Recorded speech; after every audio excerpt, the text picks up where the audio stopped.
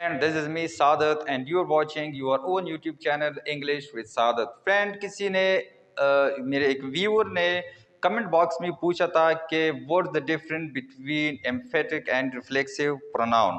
तो आज की वीडियो लेक्चर में हम बताएंगे कि रिफ्लेक्सिव और एम्फेटिक प्रोनाउन में क्या फ़र्क है और इसकी रिकग्निशन या एक सेंटेंस में हम एम्फेटिक और रिफ्लेक्सिव प्रोनाउन किस तरह हम रिकग्नाइज करेंगे। तो इसकी जो डिफरेंस है, इससे पहले मैं आपको ये वाज़ेह करूं कि कुछ स्टूडेंट्स के जहन में ये क्वेश्चन आ सकता है कि प्रोनाउन क्या है। तो प्रोनाउन जो है वो बेसिकली क्या है, वो वर्ड्स होते हैं जो नाउन की जगह आ जाए। जिस तरह ये एग्जाम्पल देख ले, Salim is a good teacher. अब सलीम जो है ये सब्जेक्ट भी है और नाउन भी है, क्योंकि सब्जेक्ट या तो नाउन होता है या प्रोनाउन होता है। तो ही टीचेस अस इंग्लिश, वो हमें इंग्लिश पढ़ाता है।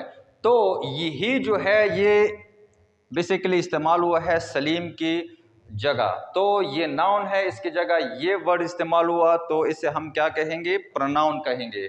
और प्रोनाउन का इस्तेमाल क्यों करते हैं हम इंग्लिश ग्रामर में या किसी और लैंग्वेज में? तो और लैंग्वेज से तो हमारा काम नहीं, लेकिन इंग्लिश ग्रामर में हम प्रोनाउन का इस्तेमाल क्यों करते हैं? तो रिपीटिशन जो है एक वर्ड की या एक नाउन की, वो उसको स्किप करने के लिए या इग्नोर करने के लिए हम प्रोनाउन का इस्तेमाल करते हैं।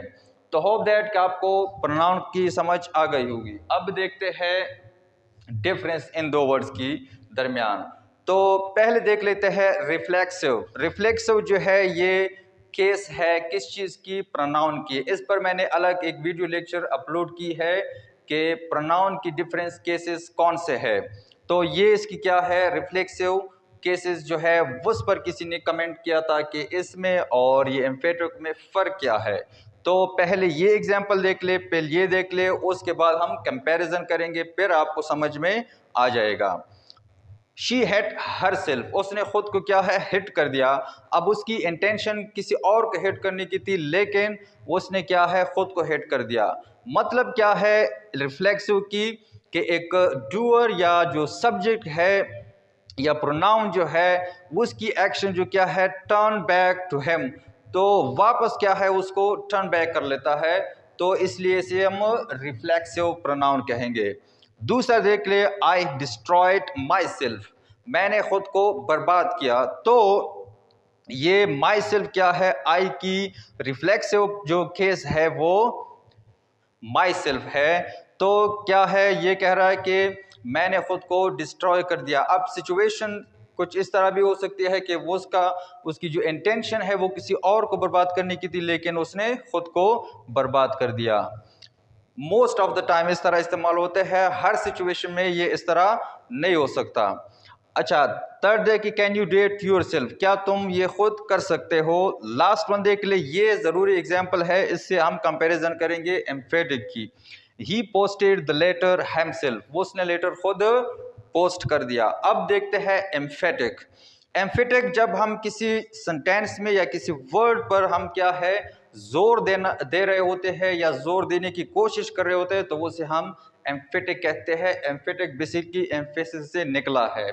तो you yourself can tell us, तुम खुद हमें बता सकते हो। She herself told the news, उसने खुद खबर दी है या बताई है। They themselves wash the room, उन्होंने खुद कमरा वॉश किया या साफ किया।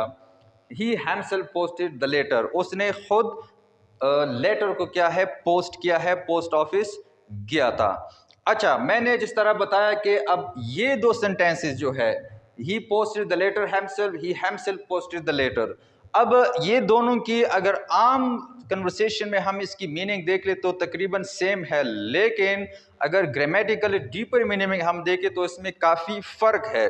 सिचुएशन कुछ इस तरह है कि लेटर उसको दिया गया था, वो जिस शख्स को वो भेज रहा था तो वो सिवा वो पहुंची नहीं है, कहीं रास्ते में ही वो लेटर गुम हो गया है। तो वो किस तरह कह सकता है कि he posted the letter himself, उसने लेटर खुद पोस्ट किया। मतलब इसका क्या होगा इस सेंटेंस का कि लेटर तो घर से या ऑफिस से वो लेके गया है, लेकिन पोस्ट ऑफिस वो खुद नहीं गया। इसमें यहाँ ये पॉसिबिलिटी हो सकती है किसी और से पोस्ट करवाया है। लेकिन यहाँ जो है he himself posted the letter, इसका मतलब ये होगा कि वो लेटर जो है ऑफिस से वो लेके गया है और ख़ुद ही पोस्ट ऑफिस उसने ये पोस्ट किया है, किसी और से नहीं करवाया है। तो मेन डिफरेंस में ये सेंटेंसेस में ये है और एम्फेटिक और रिफ्लेक्सिव में भी यही है।